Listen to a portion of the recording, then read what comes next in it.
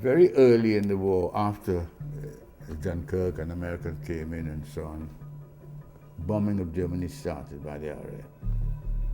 It was discovered that 80% of the Royal Air Force's bombs were not hitting the target. So a crazy Australian called Don Bennett, who was an Air Vice Marshal, decided that the thing to do is to form an elite force. Part of the RAF, it was known as the Pathfinder Force, would find the target. And then they would shoot up flares of different colors, different days, and the bombers coming behind would bomb our flares.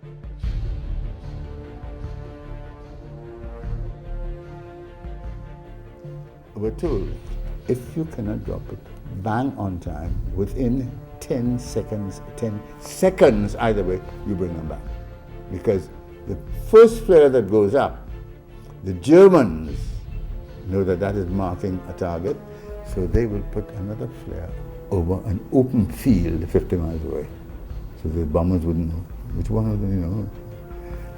So you have to be on time within 10 seconds. And that changed the whole complexion of the bombing war. The Pathfinders found the target.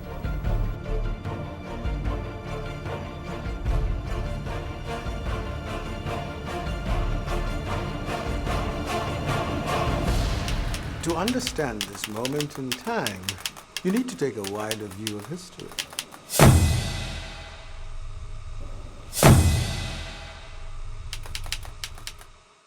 I can't say that I have family to leave behind necessarily. My mother died when I was 13. And not too long after that, my father abandoned all of me. 9 of us. My entire life seemed to change. What's your name? Kofi Mensah. Kofi Mensah?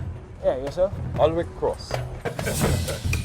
The project started with some interviews that we had done with Ulrich Cross, who I knew personally and socially from before. We were doing a documentary on Sir Ellis Clark. Ulrich was one of his good friends. Originally it was Desmond Allam, the lawyer, and Marina Salandi Brown, who were trying to steer it, and they had the veteran filmmaker Horace Ove was going to direct. However, his health fell and he wasn't able to. He asked me to film some stuff for him. I filmed Ulrich Cross's 90th birthday at the President's House. I filmed his receiving sort of Hall of Heroes, the St. Mary's College honors of him, and then I did a few interviews with him also while he was still alive. But later on, Francis Am took up the project, and all that interviews and all that stuff was used as research background. Hero is significant because it allowed me to explore a reality which is very close to who I am. So the specifics of who we are, how we move, how we talk, how we dance, what we eat, you know, the actual texture of our lives, our Creolized Trinidadian lives that was so precious to reproduce in Hero. The film in itself has enlightened the world as to the role and the participation of Trinidadians in particular and West Indians in general. It's a story of overcoming challenge. It's a story of one man making a difference. It's a story of regional unity. And it's a story that tells us that anything is possible if we put our minds to it. Fellas like Ulrich Cross, who served outside on the European front, they responded to the call of the king. Ulrich Cross was a daredevil when it came to his job as an observer navigator in the Pathfinder Squadron, flying in Mosquitoes. Flying officer Ulrich Cross to speak for West Indians. Well, it's a job to know where to start. As a matter of fact, very few people are aware that Caribbean people contributed greatly to the Allied forces and to their successes during World War II. growing up in a small place like Trinidad and Tobago and thinking of ourselves as coming from a small island could have an impact on the world stage and be part of very important global conversations around colonialism, independence, freedom. Building a movement is not easy, Mr. Cross. I call them a Pan-Africanist revolutionary. It is about Pan-Africanism, but it's about just the levels at which our existence between the Caribbean and Africa was interconnected. What we are beginning to do is we are bringing all the descendants of Africans together with a common purpose and a common goal. And with that groundswell of ideas and intention, then we begin to change. Put simply, it was to challenge colonialism, challenge racism, imperialism, capitalism. We care about the same things. We're moving in the right direction. We as a people should not be deprived of equal justice because of the color of our skin. If you don't know all the stories, then you don't know how to fit yourself into the total collective. And you will not understand really the complete picture, that the sophisticated nature of who we are and our contribution. If we are telling our own story and we tell it from our own perspective and from what that experience did for us, then we are able to touch those who come after us in a different way. Marcus Garvey says, Africa for Africans at home and abroad. And essentially, that's what Pan-Africanism is about. It's really about creating those links of solidarity between Africans on the continent and Africans in the diaspora, understanding that we are one people. We have so many untold stories of heroes, ordinary people in our lives, past and present, who can inspire a generation. People like Ulrich Cross, for example. I think it's important that we need to let our people know that. And it's not just persons from Trinidad and Tobago, for example, who would be inspired by stories like this. It's persons all over the world, and when we travel with this film, we see the impact because it speaks to migration, it speaks to coming of age, it speaks to war hero, it speaks to Pan-Africanism, it speaks to belonging, and we have those stories. For years, we've been watching other people tell their stories, and we have ours as well. Revolutions are not just driven by the will to wage open war, but it's also driven by the ability to establish a legal framework for what is coming after, which is what Ulrich and people like himself were really instrumental in. For someone to come from Trinidad and Tobago, for someone to come from the Caribbean and then rise to be the most decorated person in the Royal Armed Forces at that time, most decorated West Indian, it really is a constant reminder that we have within us everything that we need to be successful, and that Trinidad and Tobago is as good a place as any for greatness to be born. The West Indies going to live.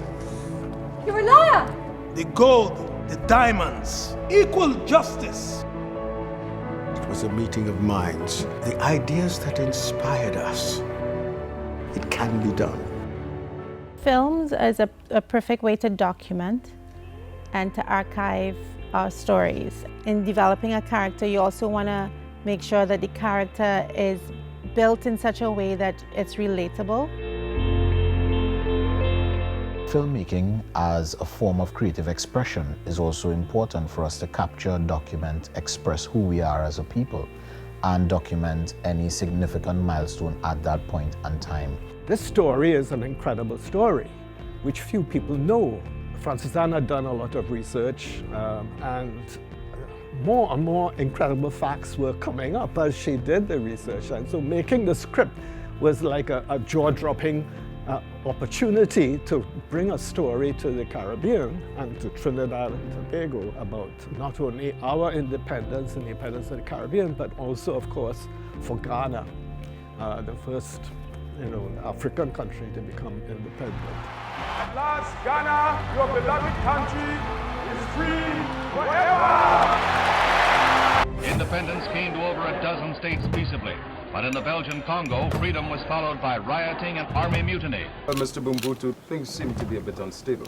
This is my country, the Republic of Congo. I've known Frances Anne for a long time, and I think it was a sort of organic thing where she asked me to start to coach the main actor, Nikolai Salcedo, just because I actually also knew Ulrich Cross, so that it might have made sense. I think she thought that I should sort of share with him some of the history that I would know about how Ulrich would have moved or reacted to something, because remember, it's an acting job. Yes, sir. Oh, I will go anywhere with you, sir. You demand too much. You demand too much from me. I am your wife. You ask me, I am your equal. I don't have to ask you nicely. Yes, you do have to ask me. I don't have to ask you nicely. And I'm not coming. Hero really opened up so many doors for me, and I'm so grateful to the film and to Frances Anne for choosing me for the role of Ulrich. When I met with Frances and she just outlined the story to me and gave me some actual clips of Anne that I think we see in the film. So Anne was my reference for playing the younger Anne. I suppose the challenge was, you know, I met the real life Anne at the age of 70s, 80s, and I was portraying her in her 20s and 30s. So that's a challenge, because you have someone that you're meeting with 50 years plus experience from her younger self. It's a complex bag of emotions working on a project. It's fun, and it is exciting, making believe and dressing to camera. But it's also a lot of hard work, long hours, and a lot of preparation. From finding the locations to deciding where exactly the camera is going to be, and then dressing to camera to make sure you don't see anything that's too modern, that's going to throw off the look of this in particular, like a period piece like this.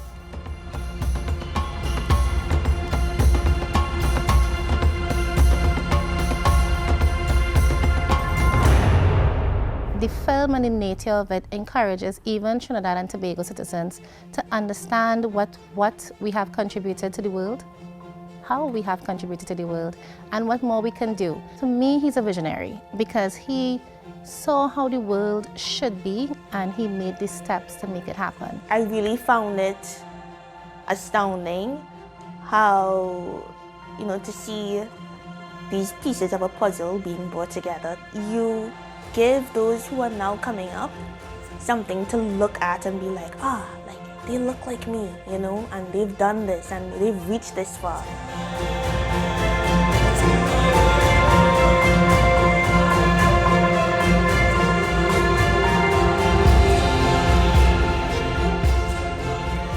What is one lesson you think you really learned from his personality? Oh, enjoy life to the fullest. I mean, that was his mantra. This guy was playing tennis at 91 and walking from Port of Spain to Tranquility Tennis Court. He was a great lover of life and people. I think he made the country proud. Free forever! Ever since you asked me that question,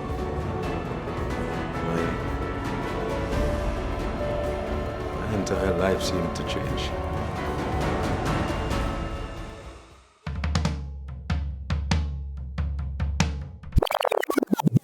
Independent films, how they get financed, listen to me, with great difficulty. 1970. That's the year I was born. And you were born for freedom. So, where's home? Trinidad, West Indies. There was a Jamaican poet. If we must die, let it not be as hogs. Hunted and penned in an inglorious spot. While round about us bark the mad and hungry dogs, making their mock.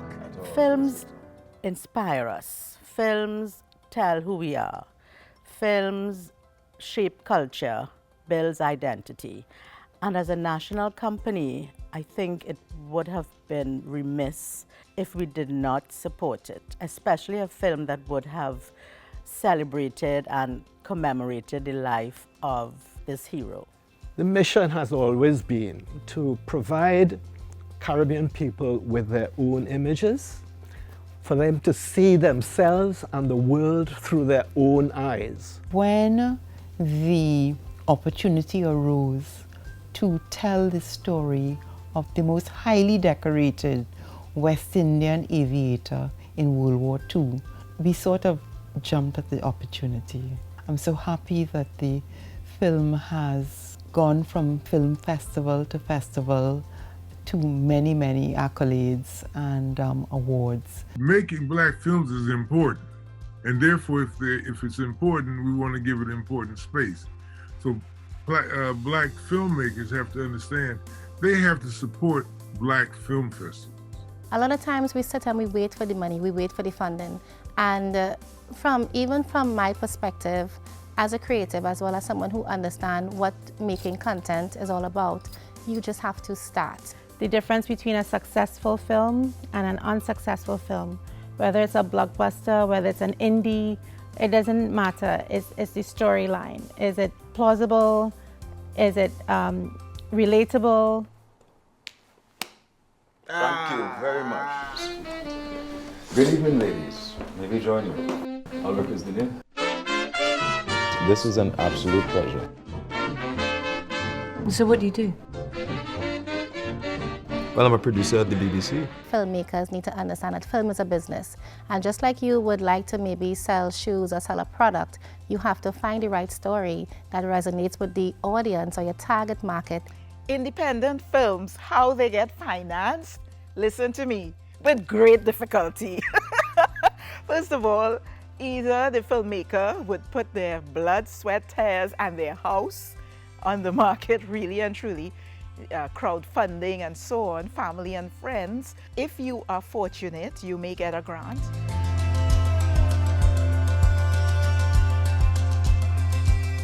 In the scene where Ulrich attends the independence ceremonies in Ghana, 6th of March, 1957, we actually shot that scene with 8 actors. Then we intercut it with archive of the actual independence ceremony. And you could see the crowds of literally millions and millions of people cheering. And so what we were able to do with that was, in a very economical way, recreate a scene from history that showed that Ulrich was there. I've always contended that the film, if you want to build a film industry, you treat it like how we built the oil industry in the early days. Tax-free equipment coming in, special tax-free allowances, grants. Other societies are building very elaborate film industries, and it's not done just by private means and by their own means. It's done with state help and concessions and so on. Film is terribly expensive to produce in relative terms to many of the other art forms, and it requires a number of financing. So gap financing really is just a fancy way of saying bridging finance. Right? And so we're all familiar with bridging finance, but we just think about it really with mortgages and other type of financing. You know, in some countries in Africa, particularly in West Africa, they have a number of credit guarantee schemes that allow for filmmakers and other creators to access capital. Because we don't have public funding in the Caribbean. We don't have broadcasters who are able to invest the kind of money that is needed to make international films. We don't have, you know, a private sector that is willing to invest in the risky business of film production.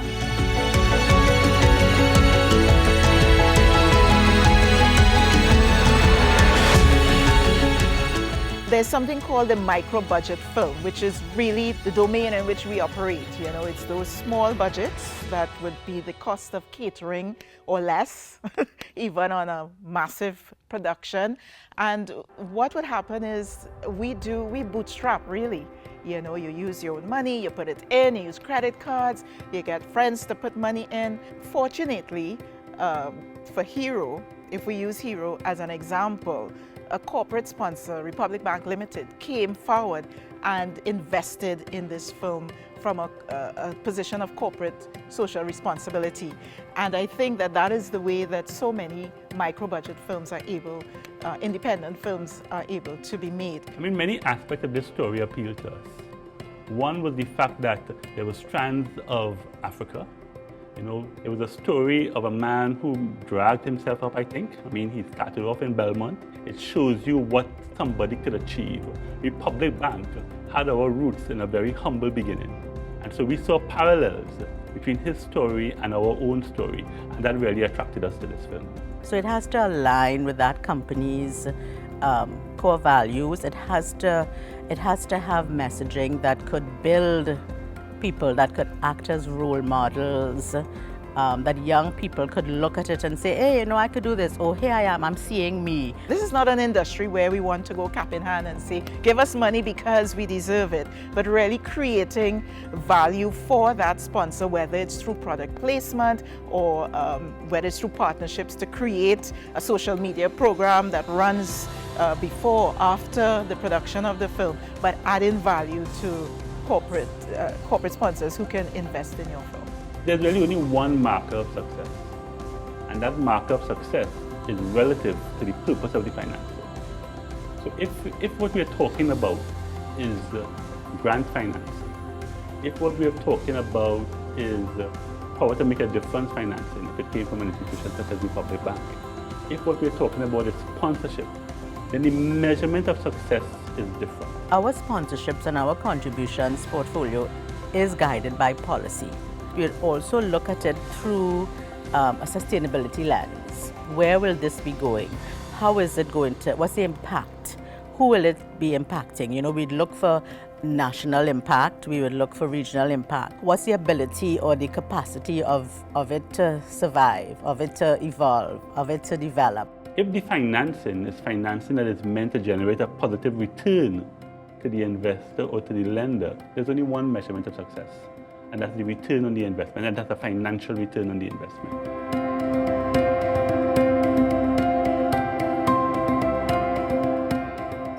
The employment around filmmaking, I think it's growing. Trinidad could be seen as a location for filming, right?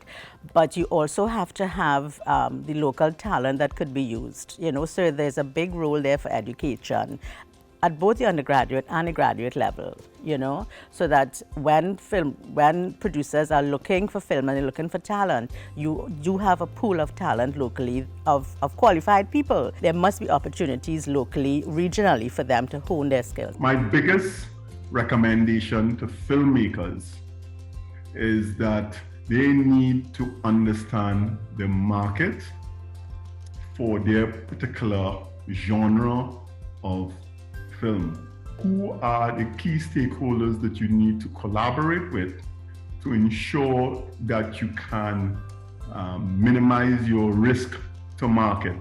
I would say that is absolutely critical that you find other filmmakers that are often at your same stage of development so that you are learning from each other. You may also want to find a mentor, someone who can provide you with a bit of a passport, more like a visa into the market spaces that you need to get into.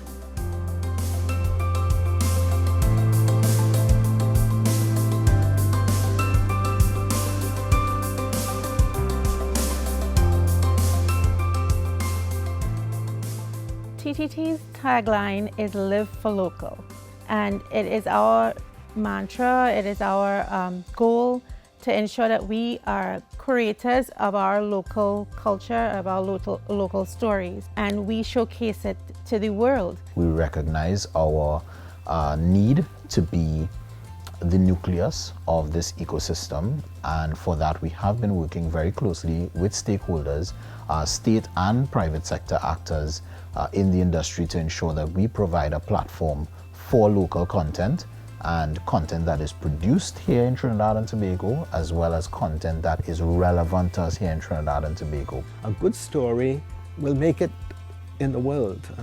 If you look at the history of films that have made it, there are quite a lot of films that have come out of societies like ours and told the stories like our stories, and have charmed people elsewhere.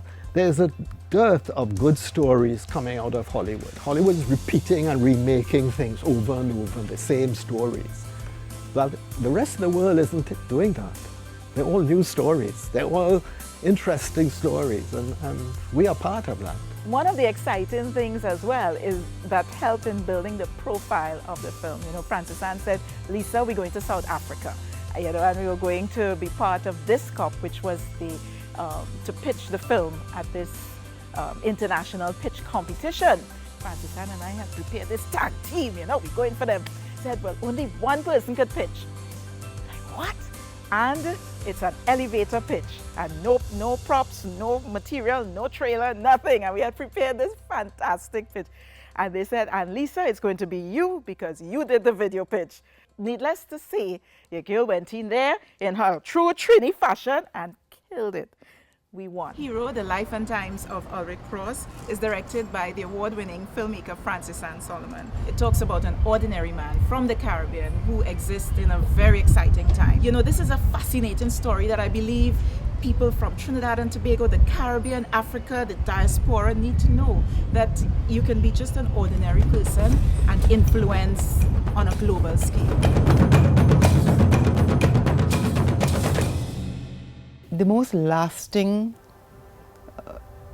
impact that corporate citizens can make is to provide an enabling environment for creatives to function and to continue to create. I want people to watch the film and see Ulrich Cross as a champion, as a hero, as someone they may not have heard of before, or they may have heard of part of his life, or they might know everything. But when they watch it, they get inspired and they say, wow, you know, I want to find out more. Who else? Who's next? You know? This is a story that comes out of Trinidad. It's not a story that, you know, is told from a British perspective or a Canadian perspective, or that has anybody else's angle but ours. And so I hope in the future that young filmmakers coming up will be able to have access to better resources. But the lesson of Hero is that it can be done. Go well, Mr. Cross, and do big things.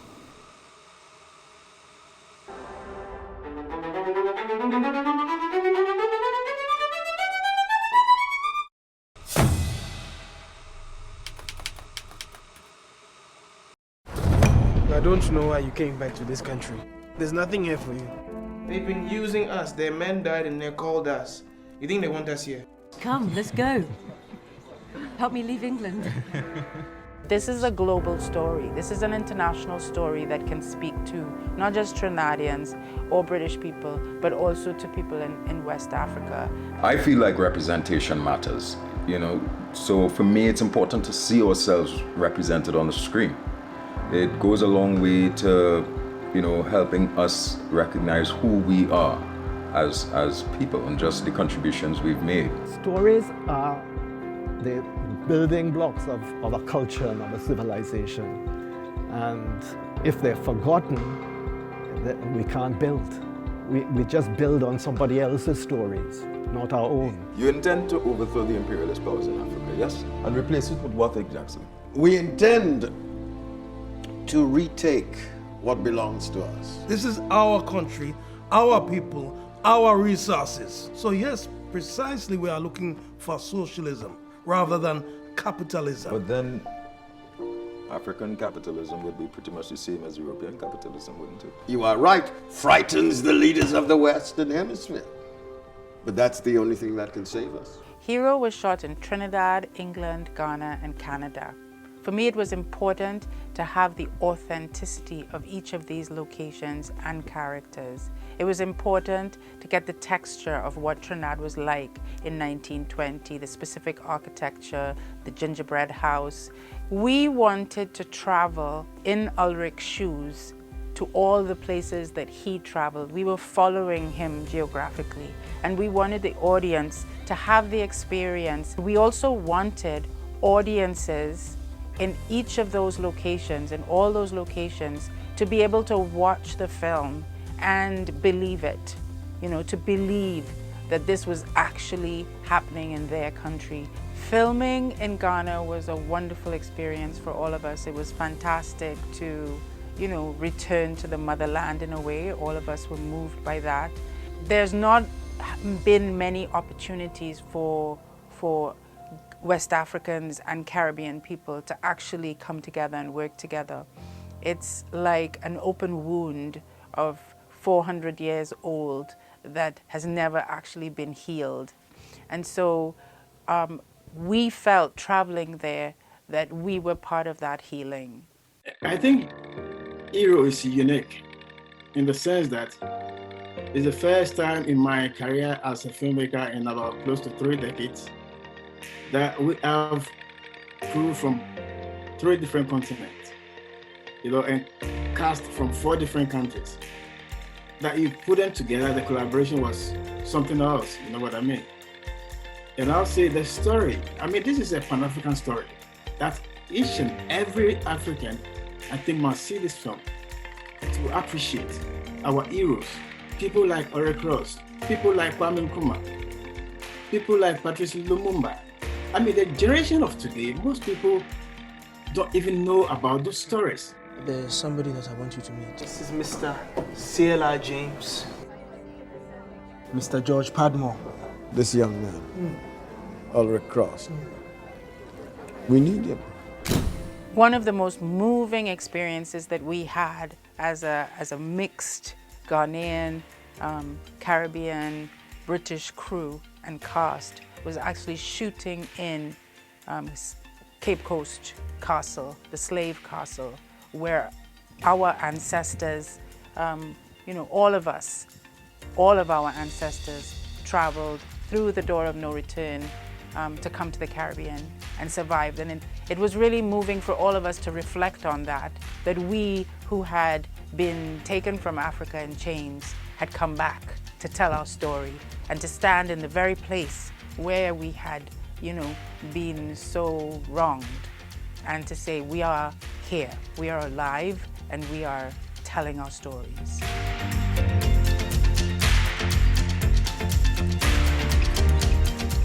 Imagine going to England with a crew of maybe 1 or 2 people and then getting actors, sets, costumes, and more crew, and then going to Ghana and doing the same thing, getting actors, getting sets, getting... 1 person, 2 people doing that. Francis Anna is an incredible magician and a dedicated filmmaker. It was very challenging to shoot a small independent feature film across, well, I would say 4 continents. But the way that we did it was by traveling together and by building good relationships with people on the ground. Well, but my experience with Iro was a very marvelous experience. You know, right from day one, it was like a reunion, meeting the Trinidadians and the other nationals. It was fun. I mean, like I played a very key role because I was very instrumental in the securing of the permits for the filming in Ghana. And I also doubled as the AC and the still photographer on the set. It was a wonderful experience.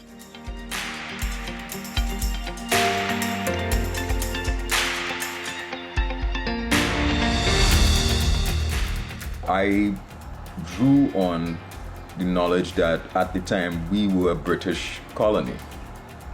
So the entire paradigm would have been different for Ulrich. He was Trinbagonian like myself, but the way he spoke would have been different. The superpower of the day was different. It wasn't the United States like it is today. It would have been Britain. We were able to bring on board great British actors to play huge roles like CLR James, George Padmore, fantastic West African Ghanaian actors like John Dumelo, Ajete Anan, and many others. You may see us, but there are, if you looked at the credits, I mean, I'm sure not everybody on there was a non-white person. You know, and so it is a collaborative effort, and our history ought to be that way. Sometimes we have our bad sides and our good sides, ups and downs, but I think the good sides overshadow all the bad sides. We work as a family, you know. There was no discrimination whatsoever. We as a people should not be deprived of equal justice because of the color of our skin. And that is something I live by every day.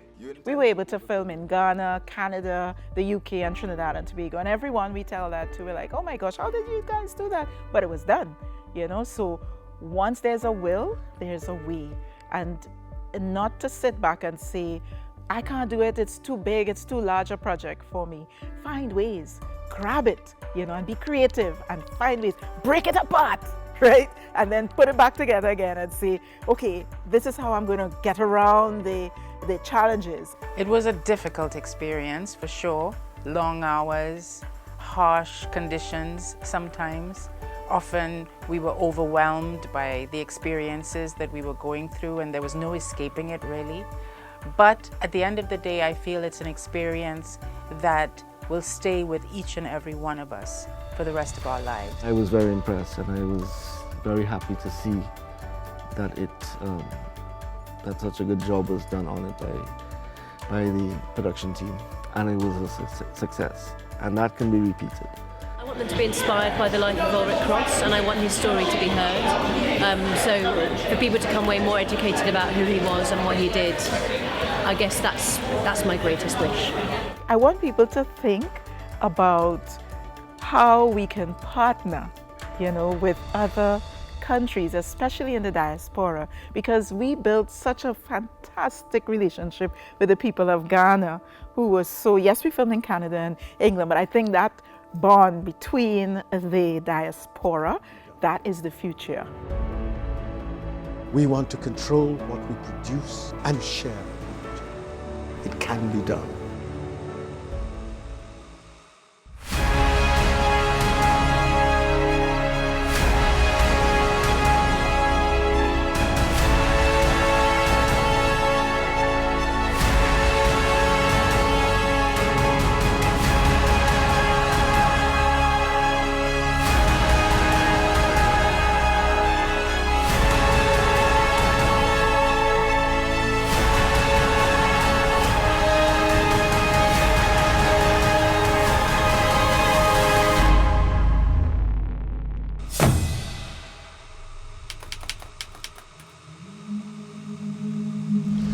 I'm Nikolai Salcedo, lead actor of the film Hero. Hello there, I'm Richard. I'm the son of Ulrich Cross. Hero is a film that explores the life of Ulrich Cross, a man from Trinidad who left to join the war effort in the Second World War. Standing in front of the only war memorial in London that honors the role of the Caribbean veterans in World War I and World War II.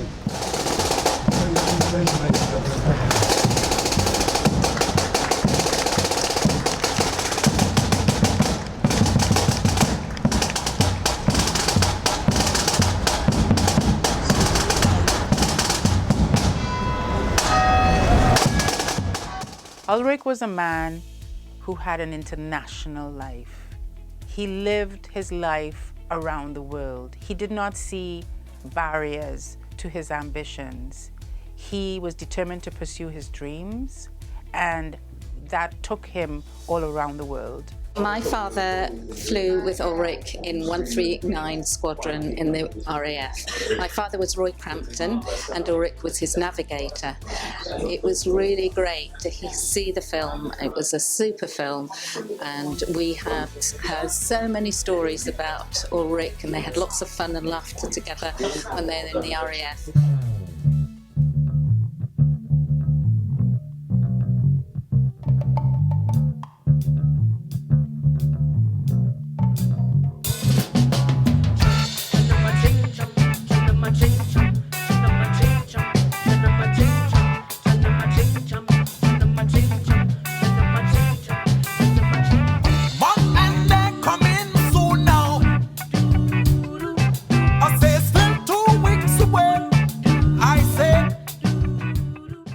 Like this, I think every home in Trinidad and Tobago need it is a must watch. Oh, I think it was magical, but I think what was like amazing was right now we're in the 21st century, but you felt like you were back in time. I thought it was absolutely fantastic just to see all the connections in history, all of the things that we kind of take for granted, to see all the dots connected and see the impact that we have had as Caribbean people in Africa and in Europe. It was really, really amazing production. I think Hero was blessed to be able to go to Hollywood, the UK, and in South Africa and Canada, the US and so on. But it took a lot of work. You have to have, first of all, you have to have a really strong team. We were able to reach out to people and they may have said no, but some of them said yes, which was, can you help us to set up these tours? I really wanted to have a theatrical release in England because so much of Hero is a British story, and I wanted black communities in England to see the story of this great British hero, this great British Caribbean hero who was just like them. And so I worked with our amazing distributor, which is Blue Dolphin Films. So rather than putting it in the cinema and it getting lost there, we should have an event-based release across the country. We had 1 or 2 event-based screenings in every location, in 50 different locations across the UK. And it was incredibly successful. And then we worked very closely with community organizations in England who were able to tap into audiences and bring them to the cinemas. My name is Rashida Campbell-Allen. I'm originally from London, but my family are Jamaican and St. Lucian. And this film meant a lot for me because I find that being black in Britain, I have a lot of conflict with my identity. So this film really helps to draw everything together. And I think having films that represent and acknowledge the Pan-African experience of being black British is so important. Really just how it was talking about contemporaneous black history and history of Africa and the Caribbean, and I couldn't actually think of the last time I saw a film about that. All Africans in the diaspora, especially the young ones amongst us, need to give themselves a chance to see this film. There's a huge amount of archive used in the film, and it was really interesting to see the footage. It used that as a window into all sorts of historical and political events we don't hear enough about and have marked the world we live in today. There are many people who are veterans, and we kind of see them on Remembrance Day and think, oh, we'll put down some poppies and ideas, but actually these are individual people in individual lives.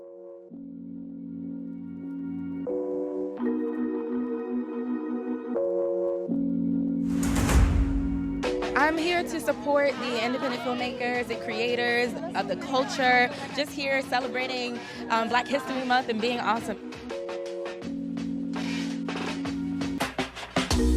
I came here to really connect with my African American brothers and sisters. It's part of the, Hollywood award season events that you just don't miss. We were invited to be the opening film of the Pan-African Film Festival, which is a big deal. Usually it's studios. And we had to raise the sponsorship to be part of that. And it really meant reaching out to the market here. And one of the things we decided was this was not going to be about Hero, this was going to be about Trinidad and Tobago. What this meant was that Trinidad and Tobago was on display at the Pan-African Film Festival in Hollywood, which was at the Directors Guild. Having the opportunity for Hero to open the Pan-African Film Festival in the heart of Hollywood, that was such an honor. Hollywood remains, I think, a mecca for film and entertainment. So it felt as though the film had gotten the platform that was necessary for it to reach in so many other corners that it can reach. So it's always important to know everybody's story, and then you put that together, you get a complete understanding of who we are. White film festivals pay attention number one to other white film festivals, okay? Now what that means is that if your film Hero didn't get picked up by Berlin or Cannes or somebody else, then they may not pay attention to your film. All filmmakers must understand our story is a part of everybody's story. So I would not be sitting here, believe me, if it had not been for C.L.R. James and me reading his books, had not been for George Padmore, had not been for Eric Williams. There'd be no Pan-African film if it was not for us having that foundation from Eric Williams. The thing about history is that say it repeats itself. And looking into this room, no question about it, there is history in every seat. Change agents who have shaped and shifted the narratives of who we are and what we are. Allowing generations to benefit from their conviction, which needed to be heard, whether it was in legislation, like the advocacy of work of the Honorable Gene Augustine, or maybe it needed to be on the big screen, like Francis and Solomon sought it to be. But that history, the history in this room, will not automatically repeat itself without effort, focus, and unity. Yeah. That's the thing. It is so rich and it is so intrinsic. You can engage with the film, go off and find out some more, and come back, or even just come back to see it. You will find other levels. Yes. Because it's a very rich film. Every time. Thank you.